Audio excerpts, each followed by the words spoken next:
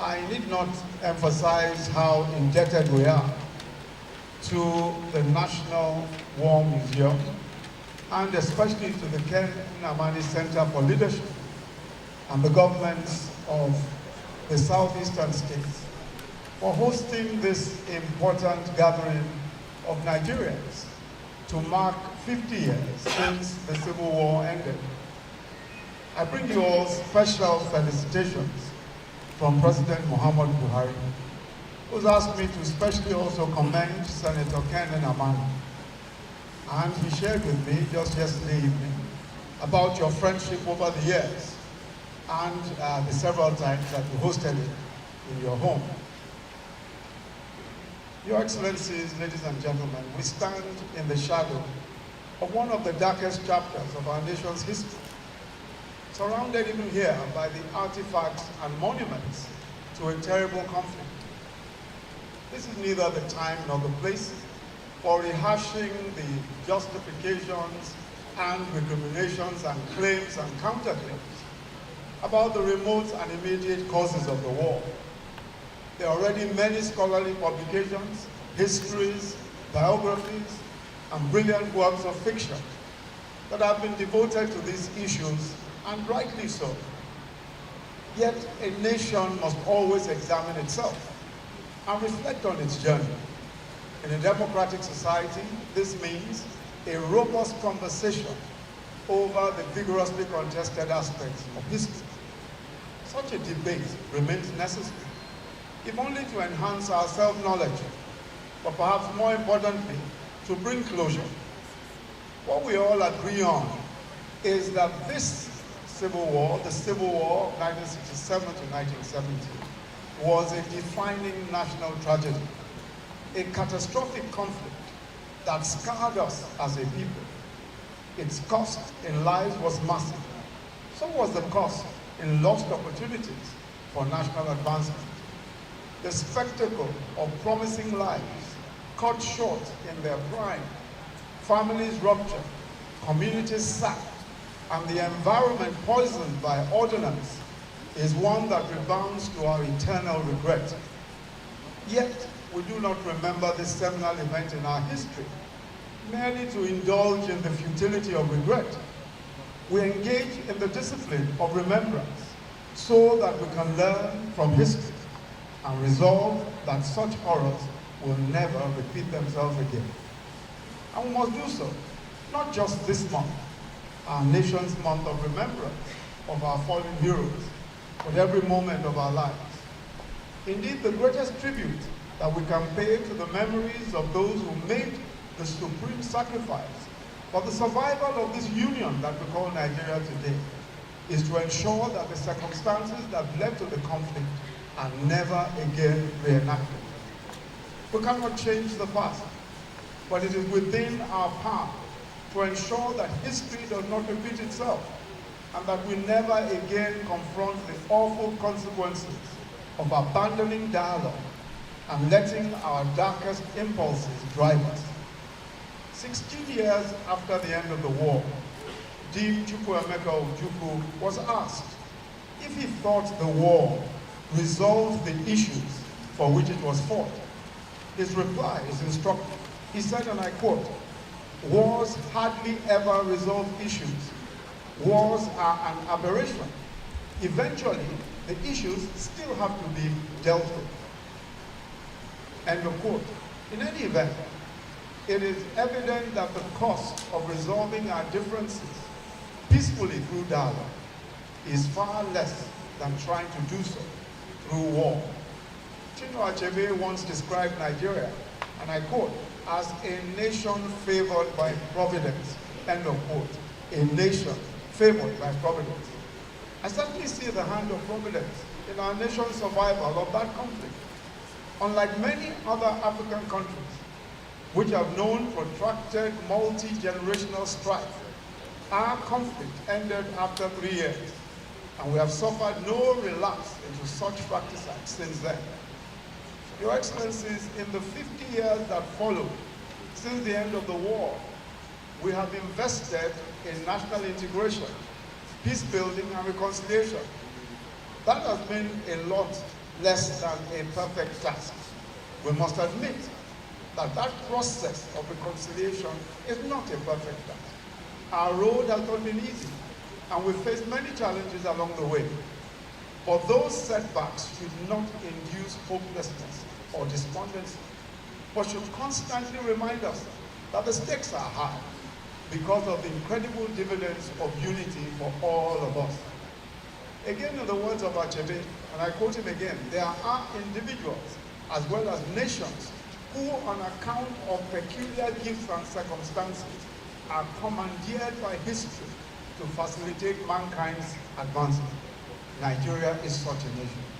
The vast human and material wealth with which she is endowed bestows on her a role in Africa and the world which no one else can assume or fulfill. End of quote. Our historic mission, therefore, is not just to build a nation that works for us all, but to create a successful polity, an economic and social powerhouse capable of powering us and our continent to prosperity and renown. And yet, nation building is hard work, bringing together the multiplicity of ethnicities, languages, and creeds that make up this great land under one banner is an onerous but necessary task. But the more difficult and crucial work, is that of emphasizing and ensuring fairness, justice, and equity amongst all ethnicities and religions. We must be open to addressing the concerns of all within this union. All of us must feel entitled to legitimately aspire to the limits and extents of our dreams and visions in public life and in commerce. For those of us that are old enough to remember the war, we must be mindful of the fact that the majority of Nigerians alive today are too young to have witnessed the Civil War, and therefore have no real memory of it. The last 50 years belonged to us, but the next 50 years belong to our children and their children. And we have a responsibility to unshackle them from the ghosts of ancient grudges and grievances. As elders, we must ensure that we do not poison the minds of the young with our own prejudices and affect their ability to take advantage of the opportunities available to them in their own country. We must also avoid foisting the toga of victimhood and helplessness on the next generation. The memory of elders is crucial and supplies us with instructive lessons, but we must enable the vision and the imagination of our youth to flower, untainted by the biases of the past. Moments ago, I toured the National War Museum with a group of students from schools in the state. It was a tremendous learning experience for us all. Of course, I was struck by how noble the war stories behind the artifacts were, not just to me, but also to the students. But it was a reminder that while we must acquaint the younger generation with our history, we must also realize that it does not see that this young generation do not see the world through the same lenses as we did in the 60s. Chimamanda Ngozi Adichie talks about the dangers of a single story. And there is certainly a danger in casting Nigeria solely in terms of the narratives of those that witnessed the war. The generations born after the Civil War are navigating the adventure of being Nigerians on different terms from their forebears. Let us give them a chance to do better than ourselves. Young Nigerians are intermarrying, migrating, and commingling in the quest for love and livelihood. They are doing business together and forging alliances in civil society and politics across ethnic and religious divides. Social media may be a site for divisive debates, but is also bringing young Nigerians together in spite of their diversity and helping them to forge a new collective consciousness. Our children are showing us that it is possible to forge friendships and bonds across ethnic and religious lines that are even stronger than family ties. And this in itself evokes the possibility of unity in diversity. One of our biggest challenges as a nation is that of providing opportunity and hope for our teeming young population. Our young people are amongst the most creative and energetic and dynamic, and the Southeast is home to Nigeria's most entrepreneurial sons and daughters. Young Nigerians all over the country, and in the Southeast in particular, require outlets that will enable them to maximize their potential. We have listened to the voices of some of our young people in this region, in the southern region, expressing their discontent. However, we do not hear a battle cry, but rather we hear a cry for help. We are determined to continue providing them with the tools and resources that will enable them to make the most of their life. This is the reason for our collaboration, for example, with the AFDB, the African Development Bank, to provide a facility of $500 million for startups and entrepreneurial loans. This is aside from the 10 billion naira fund set up by the Bank of Industry for the same purpose. We are also working with the CBN towards the creation of the Entrepreneurial Bank. In addition, we are providing a shared facility for MSMEs, which will be launched at Ubenike in Anambra State in April of 2020, for MSMEs in the shoe production cluster. Our young people are full of zest, ideas, and creative energy, and sometimes they get understandably frustrated with the inability of our institutions to keep pace with their vision and dynamism. But we must not let agents of discord weaponize this frustration and turn it into a severe rupture within the country. The opportunities that you need for growth and prosperity are all here in Nigeria. And we are working every day, and we must continue to work both at the national and the sub-national, the state level and the local government level to increase these opportunities. What our young people need is not self-determination, but self-actualization. More opportunities, more support to attain their dreams and visions, and we are committed to creating these opportunities. Within the years of the end of the conflict, the Igbos re-established themselves as the foremost entrepreneurs in our country and are now thriving everywhere across the vast expanse of this land. The Southeast is Nigeria's natural industrial hub. Slowly and steadily, an industrial revolution is gathering momentum here in ABIA State and in the Southeast as a whole, from leatherworks and textiles to engineering. The Made in Aba label is emerging as an international brand. And I do not say this lightly or without knowledge. I have the privilege of launching the first national MSME clinic at the Aba Polo Club on the 25th of January 2017 with His Excellency the Governor. And we had over 15,000 participants. Aside from Imo State, all other southeastern states have hosted the national MSME clinic with large attendance of MSMEs. ABIA State Government won the inaugural award for MSME State of the Year 2018. And Ms. Nora Oransoye from ABIA State won the 2019 Outstanding Female MSME of the Year award. She received a brand new car and prize money. This zone is already a regional manufacturing hub servicing West Central Africa. Goods from here are already heading to Cameroon, Ghana, Togo, Equatorial Guinea, Central African Republic, and other African countries. The Igbo apprenticeship system has been cited as the biggest business incubator in the world. And the Southeast is the birthplace of Nollywood, a film industry which has achieved global renown on the strength of the creativity and imagination of young Nigerians. I have given these examples to demonstrate that nations are built not by politicians or their opinion, however opinionated they may be, but by men and women in business, in the professions, in commerce, large, medium, and small, who demonstrate their belief in their country by investing their resources and their lives in enterprises here in their own country. Those are the nation builders. And the reason why I've mentioned all of these people is because by investing here, by working here, they've demonstrated more faith in this nation and in this nation's unity than all of the talk that we have, and all of the talk that is possible.